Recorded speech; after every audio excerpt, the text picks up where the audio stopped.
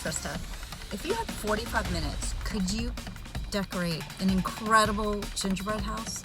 Well, that was our challenge this week in the Reliant Gingerbread House Decorating Contest. It benefits charity, and it's a contest that I look forward to absolutely every year. So it happened this week, and I would love to show you how we put our house together. So me and my friend Anna, we've done this for 7 years now, and it's super important to us because it does benefit a charity partner. And this year we chose Irving Cares, which is a great nonprofit organization here in Irving that provides different types of financial assistance and support for families who are in need. And God knows in 2020 there are a lot of families in need. So it was more important than ever.